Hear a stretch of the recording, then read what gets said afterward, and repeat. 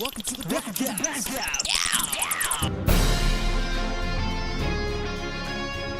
Some days you just can't get rid of a bomb. Now you want to get nuts? Come on, let's get nuts. I'll get drive-through. This is why Superman works alone. Word of me! Martha, why did you say that name? Vengeance. I am the knight. I am Batman. Killing it with that intro. That pre-recorded intro that you do every time. I am one of your hosts, Jake Williams, at Lumberjake on Twitter. That is Luke Moyer, at Lucas Moyer on Twitter. And this is Batcast and Podcast 2016. What did you say? Batcast 2016. All right. This is the best Bat podcast in the world, right? At least in this apartment. Definitely in Nebraska, I would say. Unless there's another Batman podcast, but I don't believe that's true. Do you? No. Today, we're not talking about Batman, though. We're talking about Batman's Rogues Gallery. That's all the baddies, all the villains, all the things that make Batman great. All the power-hungry sociopaths. Yeah. Or the ones that just want to watch the world burn. Now, this is coming to you from the past. That'll be in the future, because this will be episode 4 of the show. No, this will actually be episode 5 of the show. So we hadn't seen Suicide Squad yet while recording this, so we can't talk about Jared Leto's interpretation of the Joker or anything like that yet. So that being said, let's get into it. Let's talk about the villains. Now, you mentioned in the last episode that we had up that Riddler was your favorite. Riddler's definitely my favorite. Why is Riddler your favorite? We're going to go ahead and just say that the Joker is obviously the best. He is what he is. He'll be his own topic. Oh, yeah. Not necessarily his own topic, but we'll dedicate time later to the Joker. So, without the Joker, I mean, he's the best. Like, he's the best. But my all-time favorite is the Riddler for the fact that he's one of the few villains that actually makes Batman earn World's Greatest Detective. He's the one that has to make him think, and which is why I like the animated series so much, is that the Riddler's episodes were always, like, mind-boggling. Because there's one episode, one of my favorites, where Batman and Robin have to take him down, and it's literally like this big, long, like, maze that they have to go in and out of to find him. It's so cool. Like, I used to have the Riddler, like, VHS, where it was just, like, all the episodes from the animated series on VHS. Just the Riddler. Yeah, it was so cool. So he's my all-time favorite Batman villain for the fact that he makes you think. He makes you earn your title, and he makes you just go insane without actually. How did you feel about Jim Carrey's Riddler and Batman Forever's interpretation of it was good for what it was, for like that for that version, that adaptation of Batman. Right. I like that, but I want more of the calmness. I think he played too much of the crazy Riddler. And he went off of Joker, I feel like he went off of 60s Batman. Yeah. Like, that was his inspiration. I always forget his name, but I love his Joker because I feel like the 60s Batman, I always forget the guy's name that plays him. Like Cesar Romero? Maybe. But he was the Joker. But his version of the Riddler for that time was so far ahead of what it should have been. So I think that version worked, but the way that Jim Carrey did it was too much like that, and too much like the Joker. It was too Jim Carrey. It was too much of him. Too much him. I think if you would have dialed it back a little bit, played it a little bit more calm, cool. I actually liked respected- his interpretation of Edward Nygma. I think what he did with Edward Nygma was right. I think that was well, but when he actually becomes full Riddler and he commits to that idea, I just feel like it's too much Jim Carrey and not enough the Riddler. He just has too much energy, too much like. And the Riddler can have moments of that.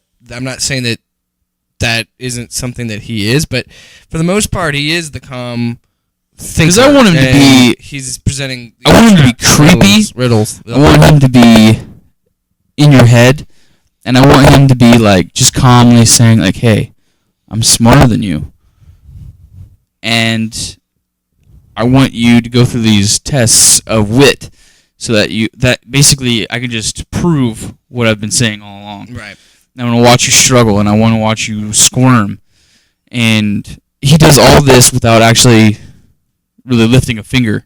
Mm-hmm. Like he doesn't actually like get into the physicality of all the other villains, and that's why I like it too. Is because you see all the fighting, all the brutality of Batman whipping on dudes and everything, right? Which is the reason why I like the adaptation of where they went with Dark Knight and Bane, because you saw both for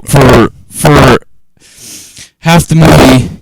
I mean, most of the movie, he's more of I'm fighting this guy, but at the same time, he realizes that I gotta think about it more, which is really cool. Well, and I like how they made Bane smart, and I was until I had actually done my homework, I thought like I don't understand why everybody doesn't like Batman in Robin's version. Like this should be because that's Bane not. is, but Bane is actually a thinker. Yeah. Actually, Bane is actually very the Arkham game stories. I think it was Arkham. Sorry. It might have been Arkham City. They dove into that a little bit more because they were like, he is this guy who's super smart. He's like a genius. Like he's got all this like gang related things going on. He knows.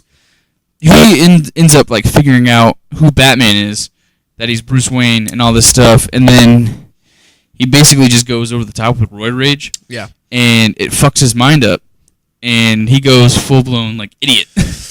And so he basically just takes like 5 steps backwards after he just went so far into his process. I understand that like if you go with that, if you go with the comic book interpretation, and you go with the idea that Bane takes the venom to get stronger and whatever, that's okay if you do it that way. But then if you make him lose his intelligence, then you're making it too much like the Hulk. Yeah. Which I think is kind of scary. Because I like when Bane is thinking. When Bane is actually, in a sense, kind of like an equal to Batman, where he has brains and brawn. He has the ability to break Batman's back, which he did. Break the back. But he also has the ability to figure out that this was Bruce Wayne, and he'd been planning this for years. Like I think the Dark Knight Rises did a very great job of interpreting Bane. A lot of people think differently. That movie is I think really one of the maligned. biggest problems is that he doesn't actually use the Venom serum. It's just him being. But I'm fine with that because war machine. I'm fine with that because this is Christopher Nolan Batman. His Batman is so that's grounded and what real. I love about it is because it's that much more believable that this dude is just Right. jacked. He's just trained well, and he's just created himself into this Joker, machine where to he me, is a weapon. With what Chris Nolan did with his versions of Batman and his villains, what he did to me is he crafted an idea where Joker was 9/11 and Bane is ISIS. Like, it's a terroristic group. It's very well organized. That causes a lot of problems. I'm not saying ISIS is smart by any means. This guy's smart, but it's the same kind of concept where Joker was, they were Al-Qaeda and they served a bigger purpose, but they just crashed a plane into a building and killed themselves. Like, that's something the Joker would do, where he was an agent of chaos. That was his motive in Dark Knight. That's because Joker just wants to fuck with everyone. He doesn't ultimately care what the fuck happens to him as long as everybody's running around scared. And my point, what I was getting at with Bane is he is the leader of a serious mercenary military group. Like, and they're fiercely loyal to this guy, and they literally devised a plan to go into the sewage systems and bomb Fucking the Wayne city Enterprises. from inside, and then sit on a nuclear bomb. Well, And then the fact that you reveal later that they even got someone on the fucking board in Wayne Enterprises to get control of the bomb. Like, that's nuts. That's crazy at how well thought out how plan that is. fucking just every detail was thought of. And I love the Pittsburgh Steelers in the Gotham Rogues or whatever they were. Gotham City Rogues. And they You can fucking actually get a T-shirt that says Gotham City Rogues on it, and they have like a fake oh, logo. you could buy the Heinz Ward action figure $6 with the uniform. I'm plugging for them. Unofficial sponsor, $6shirts.com. But no, yeah, you can get the Heinz Ward action figure with him wearing the Gotham City uniform, which is so cool. But like that was one of my favorite scenes is when Heinz Ward returns the kick And it just for a touchdown. whole field And he turns around and it's just fucking blows up gone. behind him. That's It's just gone. It's such a cool fucking visual. Like, And I don't and know. then just Bane comes out and he's just like, "Hey, fuck shit up." Like, We gotta do the voice. Gotham, take control of your city. yeah, I mean, and like a lot of people don't like his voice. I think it's fucking terrifying. I'd like a latte. Like Tom Hardy, kudos. It's something, but okay. To be fair, that voice is something that it takes getting used to. Oh, At yeah. first, you're not really into it. You're like, but the more you listen to it, the more it sounds genius. It's one of those iconic. I mean, it's not as great as maybe the of Darth Vader, but like it still serves a very good purpose. And it sits and it resonates with you. It's you have the hindsight where it's like, I've seen the movie, so I hear what it sounds like, so I already know what it should sound like. But I honestly couldn't think of a different voice. I think it's kind of weird. You don't know how you feel about it, but I think it works for what it is. And Well, I think it is just as unsettling as something like. I also like the idea of how the new animated movies are going, where he is kind of the same concept, but he's like a fucking like Cuban gang leader, like mercenary guy. So he's got the Cuban accent, And he's his origin, he's a luchador. So there you go. yeah. So I mean, like that's funny to me too. So it's like the Batman. Well, I mean, in the scene when he first fights Batman, where he beats him and breaks his back, like I couldn't imagine him delivering that in a different voice, and he's like, I was born in it. Molded by it. I never saw the light until I was a man. And then it was blinding. And I like Bane. The way they did Bane too in this movie is he just didn't give a fuck. Like when Fire rises. when they take Commissioner into the sewer and he goes into the water and then he shoots him and he goes, he's dead. And then he goes, be sure of it. And then he's like, how are we gonna do that? And he goes, "Pff, follow him. And he fucking pushes him down in the sewer. puts the Like, tracker on the guy, shoots him, and then that's how he fucking goes after him. and he just and that movie is so heartbreaking because you find out at the end that he's doing all this shit to help himself get laid. Get out of Talia. Just get out of the friend zone, and then he But- just fucking stays there. She fucks his mortal enemy. Just to get close, get further the plan. God. And of course she fucks him. It's Christian Bale. He's an attractive dude. It's true. But she bangs this guy just to further the plan and won't even fucking throw my boy Bane a pity fuck. Like, come on. Won't even give him a HGA, bro. Wouldn't even think about it. Like, think about it. oh man, like, talk about friend zone, man. Anyway, your favorite villain, Excluding the Joker. excluding the Joker. I don't know. That's And tough. since we went on a rant on the Riddler and Bane,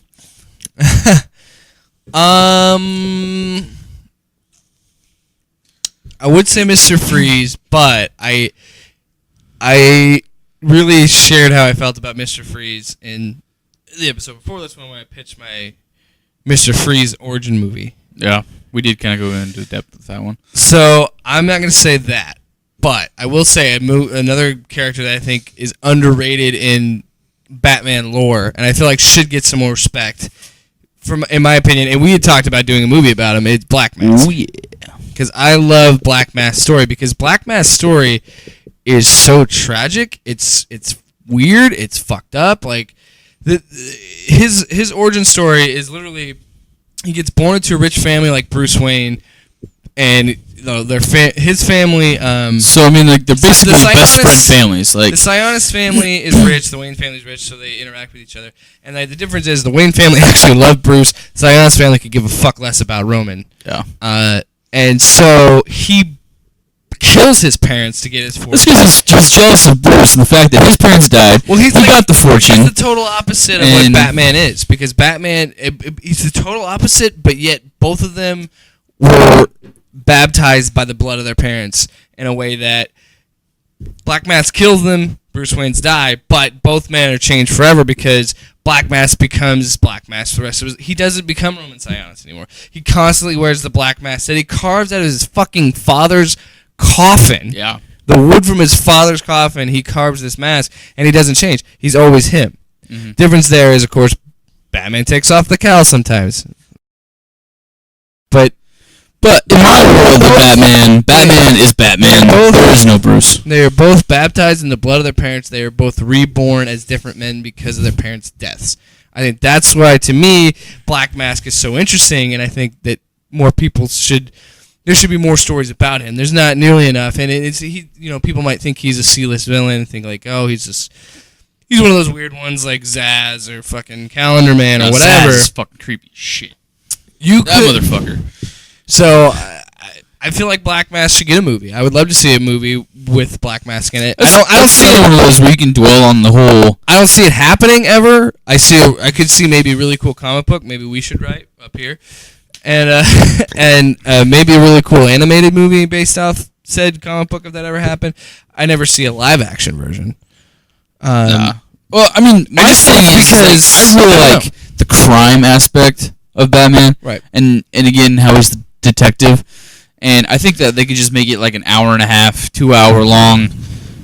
Well, crime, Black just Mask, mobsters and shit is also an even more extreme version of Carmine Falcone. Yeah, because he builds a crime family, he creates a mob, and it's the same thing as Carmine Falcone minus a mask and being a little more psychotic than normal. And I also think it's interesting too. Another parallel between him and Bruce is Bruce inherits his company. His company thrives because Bruce knows that he really shouldn't be running it. He doesn't really know anything about business. His name's on the building. He's been building. He's not in the building.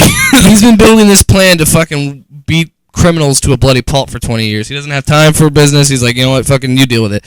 You know what? He still owns 50% of the company. I still own it. He just has everyone else in on it. But on the flip side, you have Black Mask who thinks, fuck, I finally have this company I want. I'm going to create my own I'm going to do it my way. I'm going to do all this stuff. It fails horribly. Even so that the Wayne Enterprises has to bail him out. Bruce comes in and is like, hey, bro, you fucked up. Yeah, you fucked up. Even goes to that length. He fails and then becomes a villain. So, I mean, I just think that works so well. And, you could put that argument like, which I think Joker's the ultimate parallel Batman. I think in a way, they is. kind of made the Jack Nicholson storyline of Joker and Batman. In a way, I think they went Black Mask, kind of. Like, other than... I've heard, and again, we haven't seen Suicide Squad, but I heard this interpretation of the Joker seems a lot like Black Mask, because he's like a crime boss. But, like, what I'm saying is, like, with Jack Nicholson's storyline, I read where Roman's got, like, a supermodel wife, or not wife, but, like, girlfriend, and they use the Sionis cosmetics that fucks with your face and shit, and then, like, he uses it on his girlfriend, and then he gives her a mask, kind of thing. So that was, like, my whole thing with Jack Nicholson's storyline in the Joker. Yeah. Didn't really know it when I was watching it, because that was a while ago, obviously. But after rereading about Black Mask and relearning that, and then watching that too, it's kind of like overlapping, which I like too. Is like, well, it's just like you can interchange the storylines with a different character, and it still works. Just like the Dark Knight was the Killing Joke, like we said in our Killing Joke review. The only difference is instead of Jim Gordon, it's Harvey Dent. So yeah, I do like when they do that differently and they take a certain storyline and try it differently, which you could do with Black Mass. But again, I can understand it not having a wide release feel, a broad theatrical. And I don't think there ever will be a live action Black Mask, and that's okay. I don't think every villain needs to have a live action version. Mm-hmm. I think you can have those villains for comic books. One of my things that things. watch the animated movies. I'm gonna. It's not gonna be so much of a rant. It's just gonna be like a comment, and then we can get on with our villains. But I don't think that each sequel, each continuation, every movie needs 2, 3, 4 villains in it. Stick with one. Establish that character. Work on that character. Develop it, mold it. Do that storyline. Because you put too many in there. Batman Returns kind of had 2 villains. Yeah. With Batwoman and Penguin, in a way. Catwoman and Penguin. I say Batwoman? Yeah, Catwoman. Catwoman and Penguin. I mean, that one worked in a way that Catwoman. Well, Catwoman's an anti-hero. Is just there. She's not necessarily. She's not so much a villain, a focal point in the movie, but she's not a hero either. Yeah. She's devil's advocate to everything in that movie. So she works. That's different. So I guess that's true. She's not 100%. But like what I'm saying is like, didn't we learn a lesson with Spider-Man 3? No, we didn't. Like, Sony didn't even learn that lesson with Amazing Spider-Man 2. They didn't Spider-Man 2, and I was like, what the fuck? They don't fucking know it. Whatever. Point is, that's what I feel about Black Mass. So, another obscure villain that you really like, and I really don't care about, but you really like. Why don't you talk a little bit about how much you love the Mad Hatter for some reason? Okay, so Mad Hatter, motherfucker. I like the way he works because he's psychotic. Like he's this like dude that just has this obsession with this storybook, pretty much. And guess Alice in Wonderland. Yeah, and this definitely should not be made into a movie. And this is probably one of the only things that I have a problem with is that the Mad Hatter is very rapey, and I don't like rape as I shouldn't. As a normal fucking. But what I'm trying to say is like in movies or in I agree. anything, I don't like watching. I mean, I get movies with rape scenes. I get the purpose of the rape scene. I understand the element in the story. It's like it's supposed to make you unsettling. It's supposed to make you hate this person, whatever it is. But I don't want to see it. I don't want to see it. Doesn't mean I like it. It's just no. But I like how he basically creates his own world. Mm-hmm. I mean, it's not necessarily his own world, but it's also like he thinks he lives inside. He thinks he lives in Alice in Wonderland. He lives in Wonderland, and he's constantly in search of his Alice, which in a creepy, demented kind of way, it's like he just wants someone to spend his time with. He just wants someone to love him back as much as he loves her. And he's constantly on this search for this girl, which in his psyche is, pretty fucked up. But is Batman Alice? Is that the real story? It's actually Batman who's Alice. What? I was watching. I mean, I don't think I've ever given a shit about Batman, to be honest. I just like it because it's creepy. No, I get. I mean, because it serves into that creepiness, and then like the whole like side mission with Arkham City, where I actually enjoy that. You fucking just like trip, and you fall into it, and you're on the clock, and you got to fight all the. Because basically, what I would like to see is a universe cross.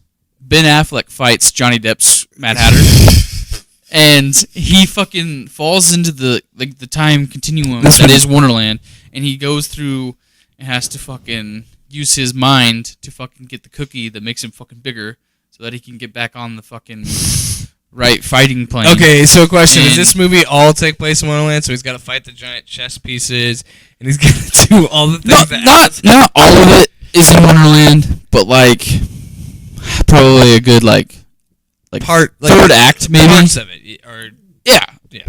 Like I could see like certain things happening. Mhm. Like what I want to see is like the detective mode type stuff. Is Catwoman the Cheshire Cat? No, but I would just like to have him like find a chick, take her as Alice into Wonderland.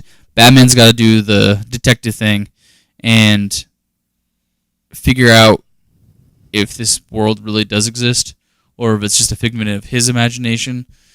And he finally gets to this point where he goes to the amusement park, maybe not the amusement park, but like the fun house, and he goes in, and it's all this fucking trippy shit, and he's going through like these mazes, falling through these like portals and like these spinning cups and shit.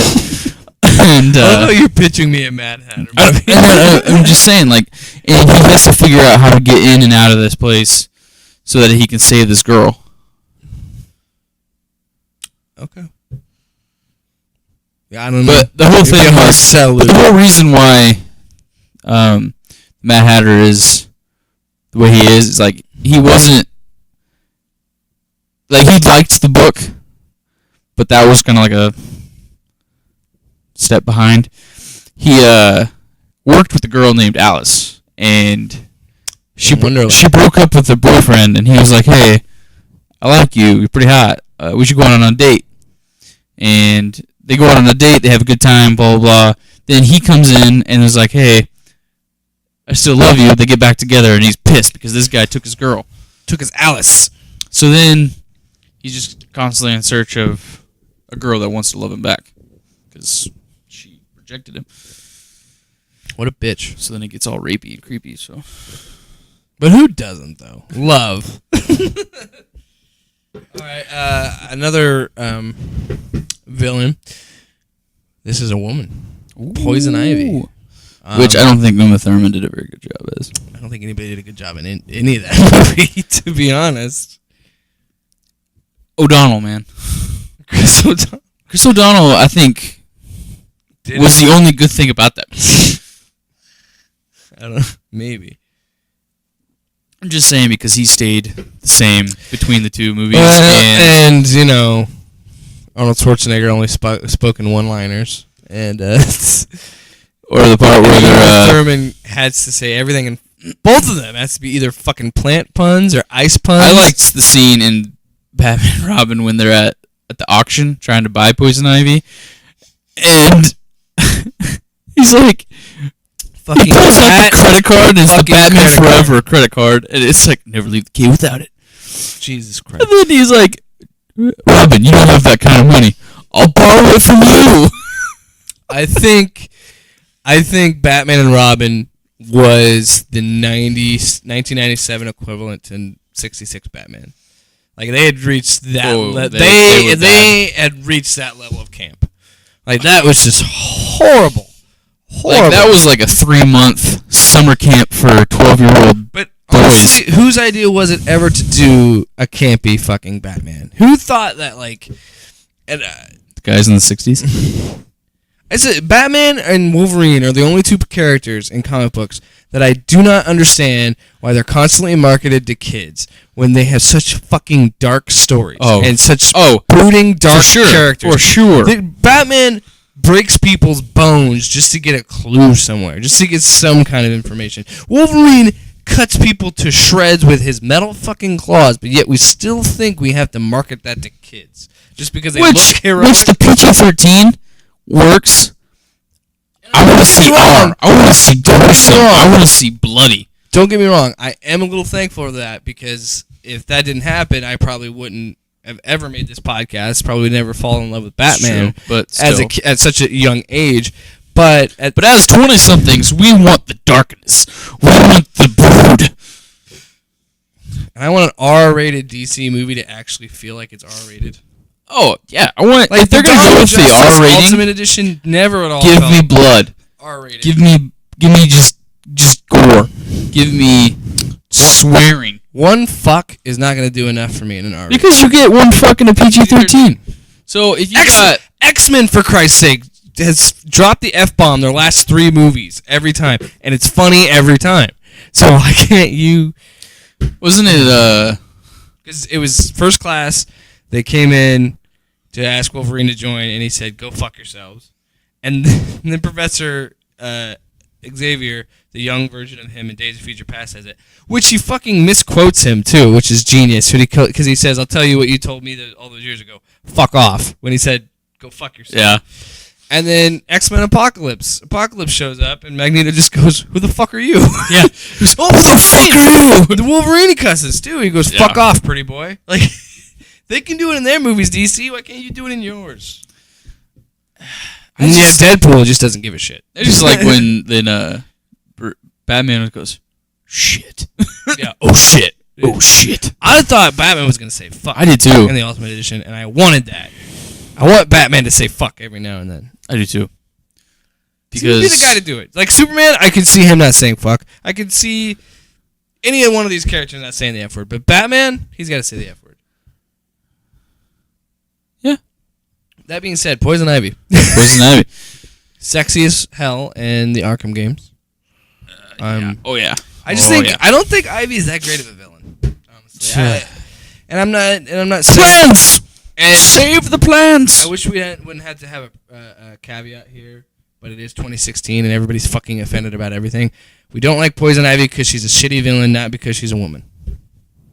He has Poison Ivy on his T-shirt underneath this hoodie. Yeah. She's got a nice ass too. See that? I will say that. I always kind of... That's always been the problem. That's been a problem of cartoons and comic books and video games. It's like... Well, it's made by guys who love women. Right. That's their fantasy is to have a curvy, big-breasted, big-butt woman. I will say that I do like the... Great for porn stars. We make porn parodies. Yeah, Great for them. The beginning of time, the Adam and Eve looking costume that she sometimes sports, where it's just like the leaves up and over her tits and vagina, you know? I think that's cool. It's like a cool thing where it's like she's one with nature. And yeah, but she's one with nature. She doesn't need to be have this cool elaborate costume like all the others really have. Right. She's just like, I am one with nature. She's kind of a hippie, so it would make sense to have like no clothes. Like and she's just all natural and shit. All natural, all, you know. Yeah, Poison Ivy's whatever. Two-Face. We never really talked about Two-Face at all in the other episode. And what I love about Two-Face is, again, going back to I'm grab my phone the animated series. Other Batman villains. Keep talking. But the animated series, when they did that, is they showed you both sides of his coin. Like they literally dove into Harvey Dent being Harvey Dent, and then they dove into when he has his like split personalities. He's bipolar, pretty much, and he's got this anger and this like torment buried deep inside of him, to where he kind of tries to bury it, leave it there, and he can't get it out. The animated show where it talked about him being schizophrenic or have multiple personalities. I like that was already Big Ben Huff. And this story, and I also like how they developed that he's got two different voices.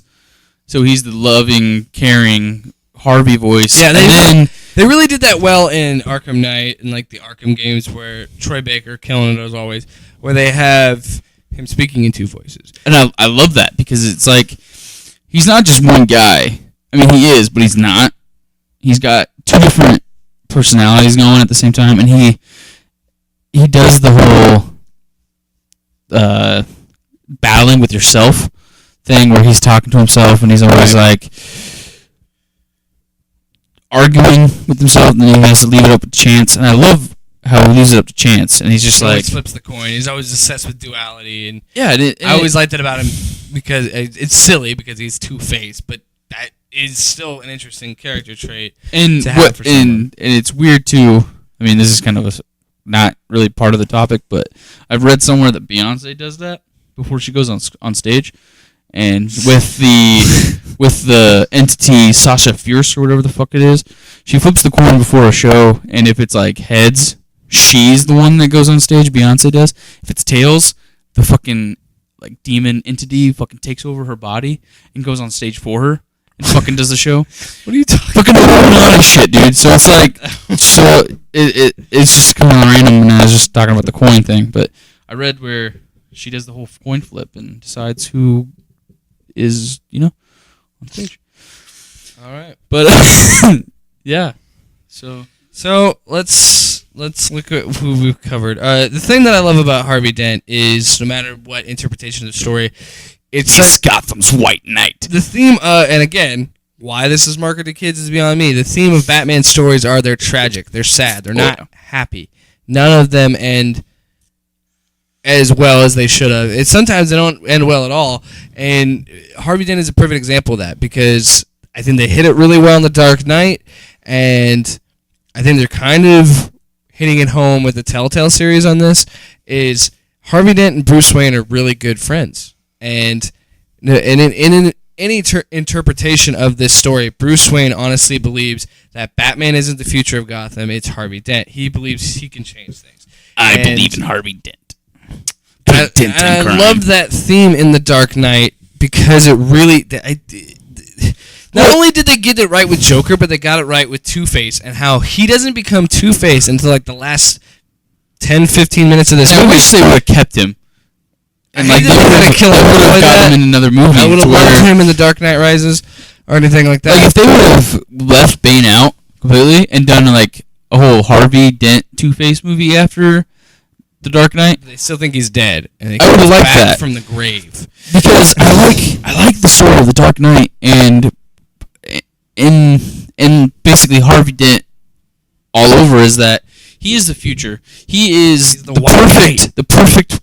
perfect person to take care of this place. He's goody. He doesn't do anything wrong. He's always by the book, and he's put on this pedestal. He's worked up, and then all of a sudden it just falls off that pedestal, becomes everything that he is sworn to protect and keep sacred, and now he is basically just become the shit of the world. And again, I think it's summed up really well in The Dark Knight and how it built him up. It spends this whole movie, because honestly, I knew Harvey Dent was in the movie. I didn't know that he was Two-Face, maybe because I was much better at hiding from that stuff on the internet whenever anything would leak on the, on that stuff. But I knew they had cast Harvey Dent. I did not know they were going to go ahead they and were do going to that. go with the Two-Face. I thought they would keep him and hold him over to do the Two-Face in the next movie or whatever. Yeah. But they spend that whole movie making you like him, making you understand that Rachel's going to marry him. They're going to have this life together. And then the very next scene, they fucking kill her. Yeah. And turn him into Two-Face. And it's brilliant because that hospital scene, and again, so creepy. We'll talk about Joker in a minute. He's going to have so much time with this. But like, and you can beat the dead horse all you want about Heath Ledger's performance, but it was Aaron Eckhart. We can just do Aaron Eckhart Joker like its own after we see episode. Suicide Squad, and then we can just Joker does its own do all episode. of it. Yeah. Well, anyway, but a lot of the credit is given, and rightfully so. He won a fucking Academy Award for this. Heath Ledger's performance, and honestly, I think he would have won it if he was alive. I don't think him being dead changed anything. I think he would have won it alive. So anyway, everybody talks about him, but Aaron Eckhart played Harvey Dent extremely well. I think everybody in that fucking movie was fantastic. Fucking crushed it. But that hospital scene. Just wish they wouldn't have recast Katie Holmes. That was fucking stupid. Yeah. But don't like her anyway. But that hospital scene is so important to Two-Face's character, and I think The Dark Knight just really nailed both those characters really well. I think the fact that Joker put the gun to his head and gave Harvey the option to shoot him because Joker already knew at that point. Joker already fucking knew. He goes, I've won. Because he's not going to kill me because he's seen the way that he was talking, the way that he was acting. He knew there that he'd finally won, and he knew that he was going to go after those guys. And he gave, gave him up and said, "Here, you go kill them, or you can kill me." I didn't do it; they did it. It was just beautiful. And again, And, Brilliant fucking movie. And I know I get criticism and like, oh, of course he would say The Dark Knight is the greatest Batman movie ever. That's fucking why. Scenes like that are why it's the best Batman movie ever. What I also want to say is with The Dark Knight is that the whole point of the Joker's reign of chaos is he wanted to. It's a killing joke. He says it at the end. He goes, "Anybody's willing to do what I do. It just takes a little push." Yeah. And he proved that with Harvey. This was the He proved that with Harvey, and he pushed him so far that he was willing to become what he hated. Tried to kill him with one bad day, multiple times. Even made him. It was just crazy. He did it multiple times, and then I don't know. And then the interrogation scene, like, oh, that movie's so great. The interrogation scene, oh my god. And like, We'll talk about that later. We can't. Yeah, that's true. But like Heath Ledger's like just improvised lines, like the one where they're in the cell and he's like, "You know how many of my men you killed? 6." He's like, yeah. He's like, oh, or when he licked his lips, that's because the makeup was fucking up. And then Christopher Nolan's like, "Keep that. I like that." And it was his idea to say that this is some psychotic, fucked up guy in the head that he's not gonna have somebody. He didn't want the makeup artists to do it. He did it every morning by himself, like in his trailer. He would put the makeup on himself to like make it that much more authentic. Crazy dude. Yeah. But yeah, that perfectly summed it up and really made the leap in Harvey Dent, and that's what makes it so much more tragic. The fact that Batman has to say, "I killed him. I killed all these people. We can't let people know the Joker won. We cannot let people know that Harvey Dent did this. I will be a guy that you guys hate and hunt just so I can save the idea of this story, not let this fucking psychopath." So then they go in and have 8 years of Harvey Dent Day, which has all been a lie. I had to save my friends. But yeah, and that's one of the problems that I have with the cinematic anything is that there's so much lag in between movies. Like there's so much downtime, and it's just kind of like, the fuck happened? My thing is, did we really have to be 8 years after that? I mean, we could have just went right after. If it was technically 8 years after The Dark Knight, all this would be happening right now because it'd be 2016. And instead it was 2012. It's like what? I don't know. It was only 4 years. Yeah, what the fuck? So yeah, so Two-Face I think was the last really big name we touched on. Am I right? Yeah. Ra's al Ghul, Batman Begins, fucking brilliant. Liam fucking Neeson. But yeah, I love. Also, and that's too. Another thing that I think is fucking brilliant in the Nolan universe is Ra's al Ghul trained Batman. And then when he wouldn't kill a guy, that's how they're like divert. Yep. And then he just shows up later like, "Oh, you didn't. You saved me. That was your fucking mistake because I knew I'm coming back to Gotham." I love the ending, and he's like, "You're not gonna kill me. I'm not gonna kill you, but I don't have to save you." And then the freaking score, like the freaking soundtracks, man.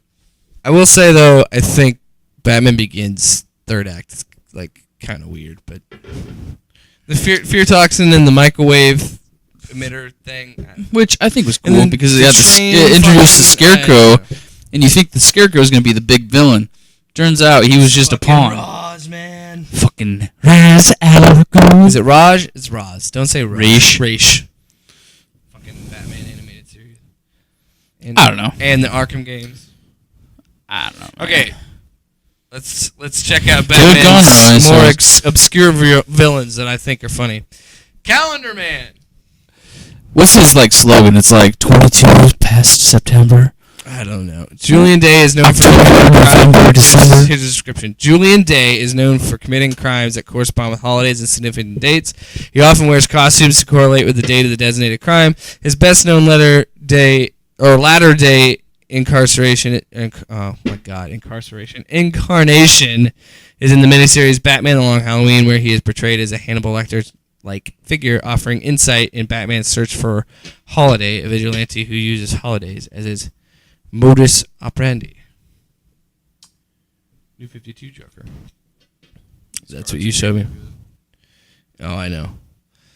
Catwoman, she's labeled as a villain, although I think she's more of a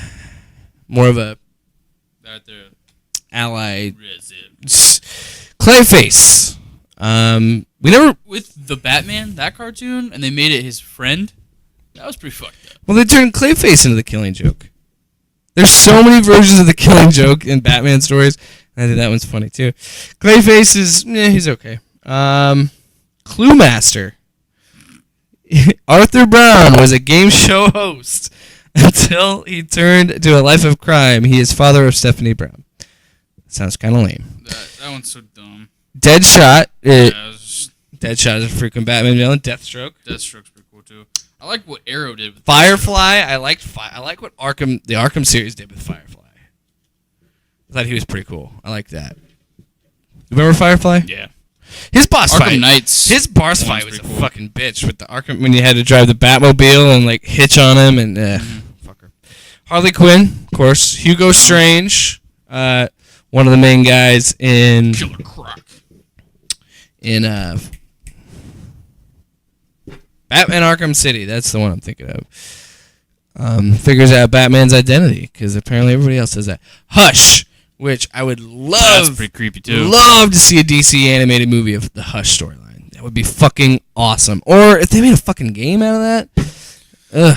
I just want to know one thing: is like, why does DC, specifically Batman's villains, have an obsession with green and purple?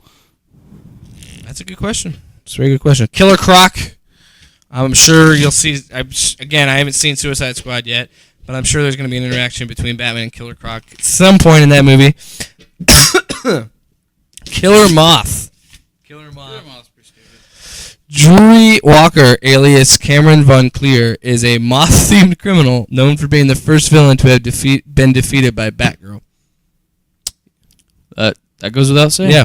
Mad Hatter, we talked about him. Man-Bat, we haven't fucking... Man-Bat. By the way, Arkham Knight's Man-Bat storyline, really cool. Scary as fuck. Like when you're just climbing up and it just fucking Man-Bat jumps at you. He's interesting. I thought it was kind of cool. I like the whole Dracula kind of feel to it. And the gods and... Kirk Landstrom is Batman in Justice League Gods and Monsters. And he's a vampire. Which is so cool, because I think that's creepy as shit. Mr. Freeze, yeah, we talked about him. Penguin, we didn't really talk about Penguin as much. But I will say how I feel about Penguin. Keep him fucking short and keep him fucking fat. I don't like these skinny fucking penguins walking around, alright? I don't want them. I want my penguins plump. It must I be want like them short penguins or something. Good. Great pun, dude. Poison Ivy, Ra's al Ghul, Riddler. Scarecrow, we haven't talked about him. Scarecrow is another character I think was utilized perfectly in Batman Begins, and I think he was utilized even better in Arkham. Not on any of the Arkham games. Arkham Knight was okay. Him as the main villain was... Well, he had his moments in that game. I'm sorry, but I think he really shined in Arkham Asylum. Like those fucking Scarecrow scenes in that were probably the best parts of the game. They were fucking awesome. The fact that, dude, when you're walking in the hallway and it just starts fucking raining in the hallway and you're kind of like, wait, what the fuck is going on? Because I think that's like the first time that it's the first time you get hit with the fear toxin. And you're walking in this hallway, you don't know what the fuck's going on. And at one point, he rips the roof off the place. Well, you see the two fucking dead bodies, and then it's like a lightning flash. You're not Batman anymore. You're little Bruce Wayne. And you're fucking walking up to your dead parent. Like, it's weird. It's super crazy. And then you fucking go in the morgue and you unzip the body bags and talk to their parents. Yeah. And this is a hero for kids. This is a kid's movie. This is a fucking kids. Solomon Grundy. Born on a Monday. Corpus Gold was a Gotham City merchant who was murdered and thrown into Slaughter Swamp, where he was transformed into an undead, incredibly strong, zombie-like creature. Solomon Grundy was initially a Green Lantern villain, and then slowly became a Batman one. Huh. Two-Face, of course. Ventriloquist. That fucking Scarface. Peyton Riley, called Sugar by Scarface, became the second ventriloquist after the death of Arnold Wesker. Okay. Don't like Scarface. And then, of course, Victor Zsasz, which I think... He's creepy as shit. He actually makes a cameo, a little Easter egg. He's in Batman Begins. I knew that. No, Dark Knight, I think. He's in one of them. I think it's actually... I want to say it's Batman Begins. I could be wrong. It's one of those two. I can't remember. Was it Rachel that was was it Rachel going against him? Rachel was going against him. Then I'm pretty sure it was Batman Begins. It was Batman Begins. Because they were talking about... Because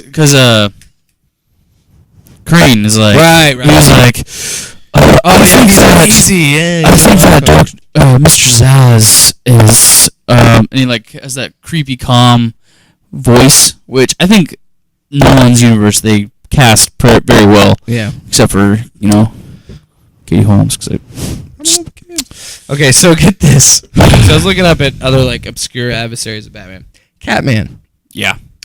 Thomas It's like Blake alternate was a universes. world-famous trapper of jungle cats who turned to crime because he had grown bored with hunting and squandered most of his fortune. He became a burglar who committed his crimes in a cat suit made out of ancient African cloth he claims gives him a cat's 9 lives. What the fuck? See, there's moments where Batman is clearly a comic book character. Like he's Copperhead, who makes an appearance in Batman Arkham Origins. Her was really cool because it kind of had that like trippy, weird Mad Hatter Scarecrow element. And I do like how they switched it from a guy to being a chick. Because originally it was a guy, and they made it into a woman. Oh yeah, you're right. And I like how they did that That's because it's like, because women are snakes. No, I'm just kidding. But it had like a better bite to it. I'd say so. Here's another one. Count Vertigo. The victim of a hereditary inner ear defect that affected his balance, Werner Zeidel had a small electric device implanted in his right temple that compensated for his problem. Tinkering with the device, Zeidel learned that he was able to distort other people's perception, causing vertigo. Donning a costume and taking the name Count Vertigo, he embarked on a life of crime. Despite primarily being an enemy of Green Lantern and Black Canary, he is known to come into conflict with Batman. Some of these are just fucking stupid. Electrocutioner. The Electrocutioner. Great White Shark. Yeah. Former crooked investor Warren White thought he scored a legal victory when he won the insanity plea in court. However, White learned that he had made a mistake and has found himself among Batman's most dangerous enemies within Arkham Asylum. After much torture and abuse, a disfigured Warren White was driven insane. Now one of Batman's enemies himself, Warren White serves as a benefactor for other villains. I thought it would be funnier than that. I thought it was like an actual fucking Joker's daughter. What? KG Beast, who's in Batman v Superman. Maximilian Zeus is a former history teacher who loses his mind and starts committing crimes modeled after Greek mythology. He thinks he's fucking Zeus. He usually uses electricity-based weaponry to highlight the Greek god Zeus, and at one point formed the New Olympians, consisting of characters based on Greek mythology. Okay, that kind of sounds cool. Like the New Olympians idea sounds like a badass comic book. Yeah.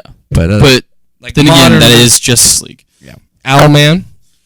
Owlman! Yeah. It's Thomas Wayne Jr. is an exceptionally intelligent supervillain who is the Earth 3 counterpart of Bruce Wayne. He is a member of the criminal organization known as the Crime Syndicate of America. So it's an alternate version of Batman.